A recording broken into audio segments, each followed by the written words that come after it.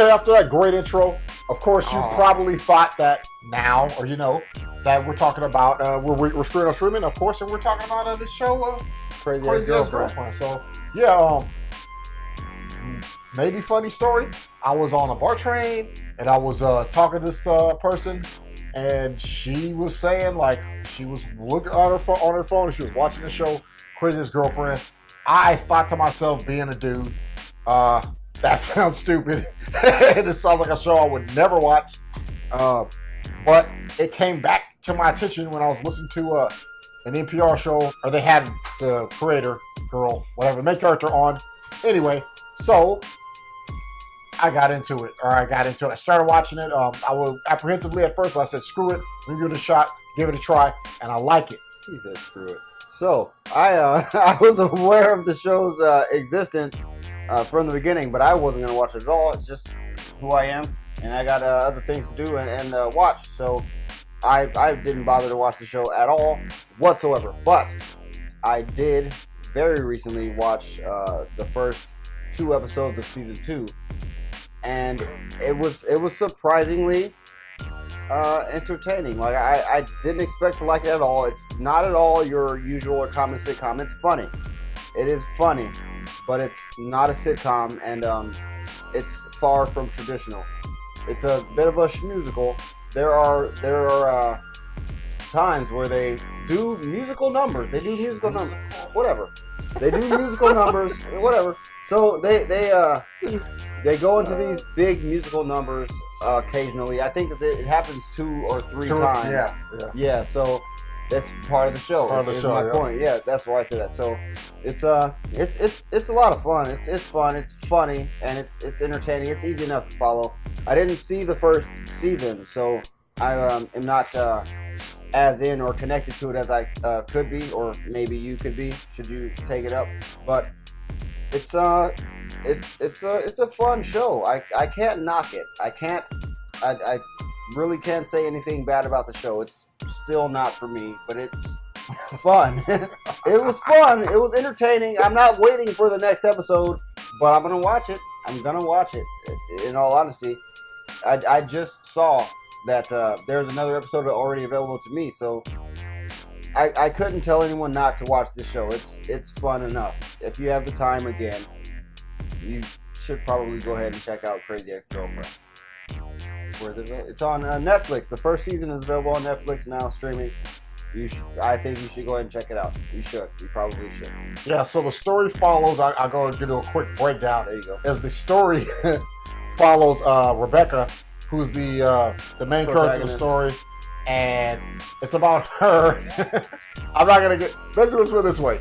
She bumps into like a childhood romance or whatever. I shouldn't even call it childhood, but like a high school romance that she feels she never really made it with, or never really got. He was the one for her, Prince Charming, or what do you call it, soulmate or whatever. And she diverts, her life diverts. She goes to Harvard, she goes to freaking Yale, she goes to law school, she becomes this really successful lawyer in New York. She runs into him, and she completely changes her life. And then she realized one day, oh, I'm her crazy ex-girlfriend. It comes to the realization that she's crazy, and for doing that. And all her friends are telling her, but that's not the point. The point is, she does all these things to try to get the attention of this guy, and because of all these shenanigans and these funny situations, and there's musical numbers that accompany the situations that make it that much funnier. So yeah, I would never watch a show like this. Yeah, if I didn't know what it was. Yeah, I didn't expect to like the show at all. Yeah, and I kind of did. It's one of those hard, especially for a masculine, manly man like myself. No, yeah, it's very hard to say, yeah, I'm gonna have to. Yeah, I can't go. I'm gonna watch Crazy I gotta Ex-Girlfriend. watch a little bit of this. This is worth my time. That's not gonna happen. But for you guys, I'm gonna say again, we did check the show out, and I can't knock it at all. I can't tell anybody that they shouldn't watch it. It's fun. It's entertaining. It's very different. It's new. So I mean, these are the things that I feel like we make this show for. It's something that you may or may not have come across already, but if you haven't seen or heard of this show, and you're not watching it for the same reasons that we weren't watching it, exactly. Yeah, then maybe check it out. I think that you should check this out so that you know what's going on or what you are probably missing. You know, if you're not watching the show already. Yeah, that's kind of like, you know, we figure. I guess the last thing let me say a couple of real quick things. So I always like to do pros and cons, so you know what you can see and whatnot. Now, for me, one of the pros is like the actual visuals. They use a lot of like shiny, very, very, very colorful artwork and stuff, and in their production design, as well as like you could tell. I don't know why, but a lot of money went into this show. A lot of money. Like when I'm watching the show, it's not just. Actually, you gotta think about it. They make a joke about that in season 2. They do. So maybe I'll skip. I kind of don't want to though, but I'll probably binge and watch it. But it's just an hour, so it's quite long. So anyway, what I'm saying is that this show, I mean, there's a lot of going into it. It's funny that I love the fact that the main romantic lead is Filipino American, Philam, or Asian American. I like that. It's different. I like seeing different perspectives, and it works, and it makes sense like it has in everything else in my life that they try not to show. Whatever. I'm not gonna go there. Social justice. No, I'm just kidding. But I'm not kidding. But what? The point is this: it works really well. The show is great. They got there's so much going on here. It's more realistic and more fleshed out. Even though it's a comedy and it's not really realistic, which, wow, that it's cartoony very cartoony at points.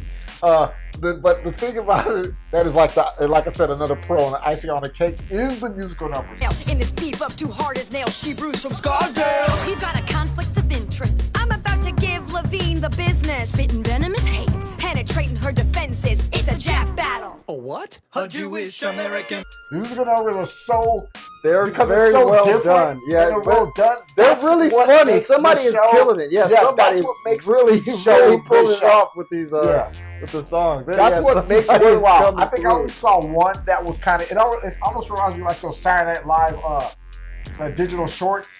Yeah, they're like hilarious. Yeah, but actually part of what's going on. Yeah, exactly.